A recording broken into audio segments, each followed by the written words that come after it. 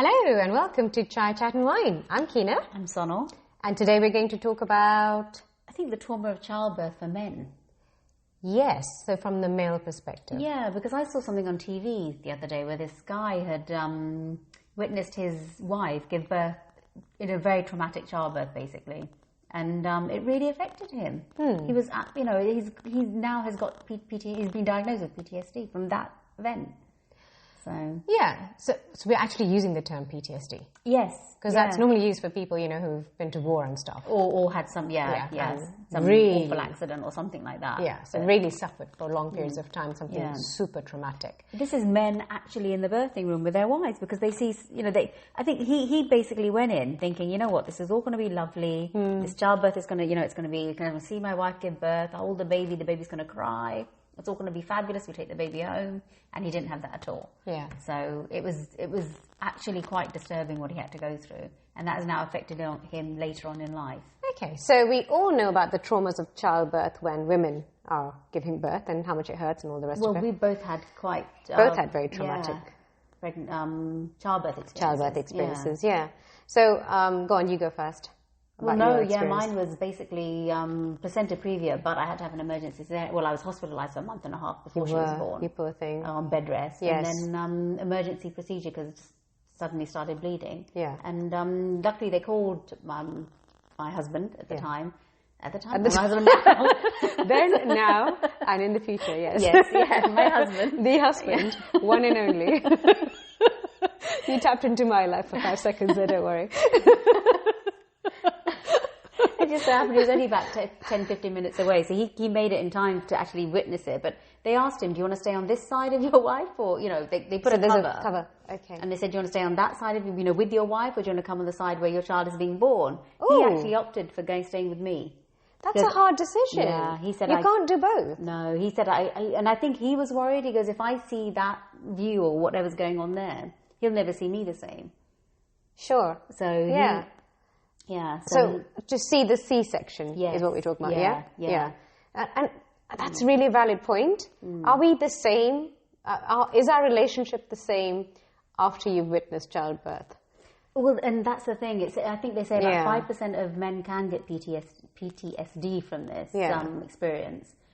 And it manifests its way in that they can't have intimacy with their wife because they've just seen things that they just can't. You can't unsee exactly what you've seen. Yeah. I'm a big believer in that. Exactly. Don't see stuff if you want to forget it, because then it's there. Yeah, it's there, and that's all they think. Whenever they get flashbacks and the behaviour changes, either they become very overprotective of their wife and their child, or they become very detached, thinking, I'm not going through this again. I don't want to have anything to do with this, And you keep reminding me of that experience of how I felt, witnessing the people I love almost dying, basically. So they then alienate themselves from that family. Yes. And that could result, I suppose, in families breaking up as well, couldn't it? Yes. Which is massively a sad shame. Yeah. And some people will get diagnosed, others don't. They just have to, unfortunately, the whole relationship completely... And that's such a hard time anyway, because you've got a newborn, which is hard enough in life. You've got a mum who's got to recover. Yeah. And if on top of that, the dad's not 100%. Yeah. That's a lot of people, in fact, the key people, all suffering, but you can't... I don't think the mother would have the capacity maybe to notice that the partner, doesn't have to be a husband, partner is suffering, and to get help. This is it. And then you always associate it to do with other things. Yeah. He's lost interest in me, doesn't really... Why are you being so moody? Why this, why that? Tired? Yeah, and that's why I think, if a guy says he really can't be there at the birth, maybe worth thinking about. It might not be a bad thing. So this is what we're talking about today. Should men be there? Well, how was your experience? What was not good. So the firstborn, second one was okay, but the firstborn was not so good. Similar to, not similar in that I wasn't on bed rest or anything. Everything was fine. I was supposed to go to a birthing centre. So I was trying to, I had a birth plan. Yeah. Everything was supposed to be according to plan. You know how much I love my plans and to-do lists. And that they run on time. And everything's on time and everything has to happen. So I had all my lists, all my plans, my music that was supposed to be played while I was supposed to be giving birth, everything, Birthing centre was alerted or checked out, everybody happy. Anyway, the day came. first of all, the day didn't come. The day came and went. The baby did not want to come out. So I went the other way. I was massively overdue. And there's only 2 weeks that they let you go overdue because after that there's danger. And also the baby was massive by this stage. So they just needed to get the baby out, so they wanted to induce me. So I had sweeps and all of that. Really unpleasant, really not fun. But and very painful. Yeah, tried everything. You'll remember this because I was here a lot with you, and we tried everything, from pineapples to chilies to walks to having sex, tea to everything, everything to Chili, everything the book said.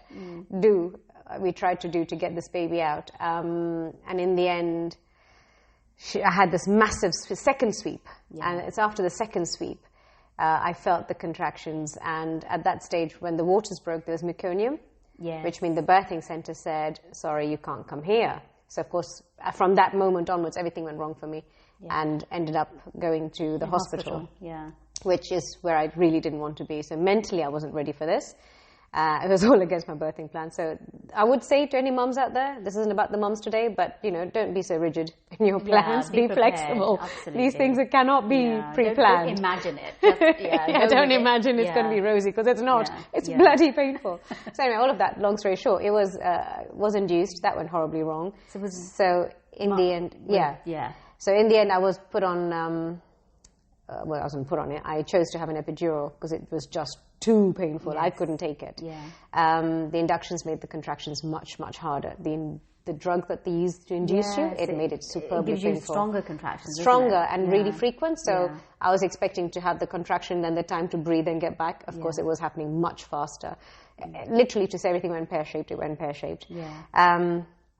And in the end, because I was so epiduralized, if that's a word, I couldn't push and everything, and they had to ventouse her out of me, which meant I had massive tears, which meant I lost a lot of blood, which meant as soon as she was born, I actually passed out, and they had to do stuff, and my sister luckily was there with me. See, I was going to say, so your sister was there with you? Yeah, sister and partner at the time was there with me.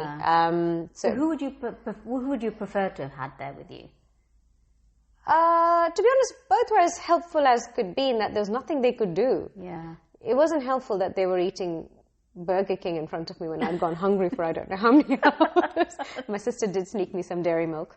But no, I don't think they could have done anything. I don't think it would have mattered. But having, some people have doulas, and we are going to do a podcast on doulas. I think that's probably the best thing to do. My mum was there too. I literally had everybody there. So my mum was there, but my mum saw me in pain and couldn't take it, so she had to leave, and she left. So my sister was there. And I was very happy to have my sister there. And I would actually recommend, if you've got a sister or sister-like friend or somebody that you're close to, it's worth having them there, because... probably better than your husband or partner. I was always a real advocate for having your partner home, but now I think about it, actually, do you want them to see you like that? No. I don't know. No, because they're seeing you in massive pain. They can't do anything about it. Literally nobody can do anything about it. If it's a normal birth, fair enough, I understand. But if it's something that's going to be quite traumatic and you don't know, do you? Because then I ended up having blood transfusions and all the rest of it. It did go horribly wrong. But then it went horribly right after that, in that everybody's fine and everybody's alive and everybody's well. But what happens when you lose either the mother or the child? Exactly. It's so traumatic. How do you get over that? Luckily we didn't have that. That could happen. You don't know. Of course, it happens every day. So when there's a chance, I think you've got a risky birth. I think if everything's okay, it's all going well, perfectly great. No, but I was on the everything's going well. But in the sense, I was going to say, when you had the meconium come, then at that point you make the decision that, that's it. I know I'm going to have, quite a traumatic childbirth now. So I'm just thinking on those lines that I think, it's a good point. And because in fact, could you deal with it? If you saw somebody, you absolutely, in that, it's horrible. It is horrible. And I'm sure, your hubby was, and they needed to go back and were very pale and needed stiff drinks, and but they came round and they were okay. But I can see, and I don't think this person that you saw on TV was being soft or useless or any of that. I think I can see that actually traumatic. It is traumatic, and in my case, it went on for hours, like 2 days. Went on for a very long time. So, and it's not like in the movies where, she's screaming, she's shouting, and the guy has to hold her hand, and, it's not like that. No, it really isn't. It's far from that. Yeah, it's fine, like I said, if it's normal, but everything's fine, then great. But there's a small chance it might not be fine, in which case you're going to need a lot more intervention.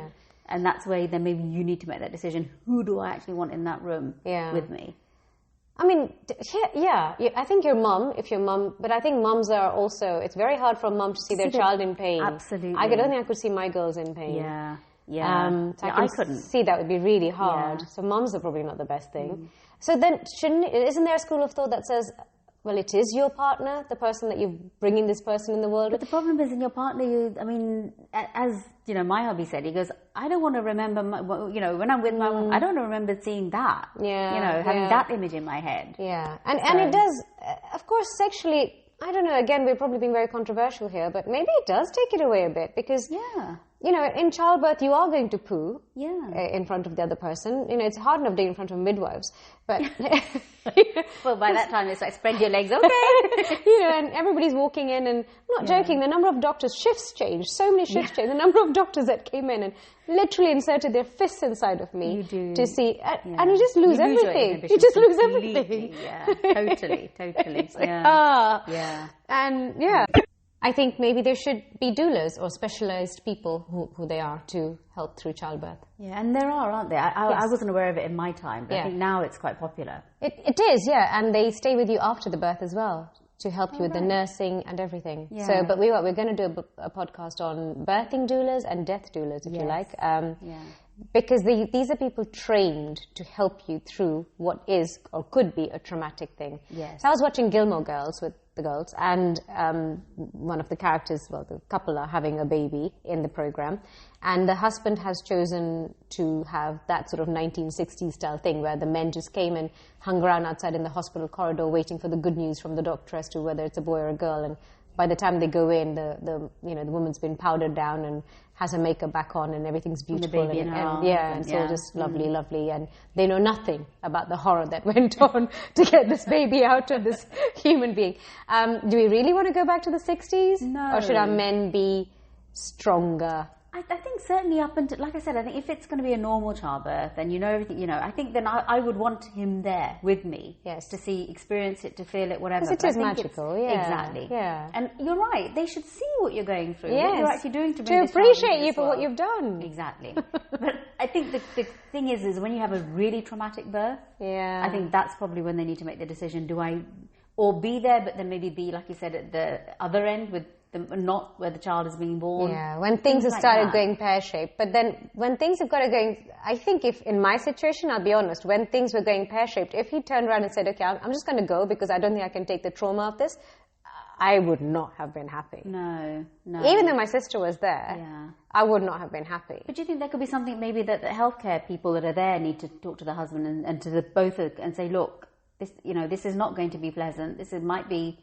I don't know. But because you're vulnerable yourself. You don't want the person that you're sharing this experience with to then say, okay, this is too much for me now, I'm going to leave. And you're thinking, what the hell's going to happen to me? So I don't know. Or a discussion before you even approach, the birth is before to say, look, if this scenario happens, what do we do? What's the best thing for all of us? We're all happy. Maybe something to be factored into a plan. When you had all your plans and stuff. Don't have a plan is the first thing I'll say. But so ladies, gents, people out there listening to these podcasts, what do you think? Do you think you would want to have the option of opting out, men or partners? Well, they are men who are, I'm guessing, whoever the sperm donor is. Goodness me, it's quite tricky nowadays, isn't it? Well, it's true. Whoever has donated the sperm. The partner of the person giving birth. Do you want to be there? Yeah, because you could have a lesbian couple, a two-mum couple, having a child. The love is still the same. The person not doing it, as in not giving birth, is going to suffer. So it's not just for men. Apologies. We are still a bit catch-up. On the whole. We will catch up. We're catching up, but we're trying. At least we're trying, right? So apologies, not just men, but partners who are supporting their partners through childbirth. Should they be there? Shouldn't they? Should they have the option of opting out or not? Is it legitimate that they should get PTSD, or are they just really? So, what do you think? We know what we think. Absolutely. I'm not sure what I know what I think, actually. I like to think and do. Anyway, until the next time, enjoy. Bye. Bye.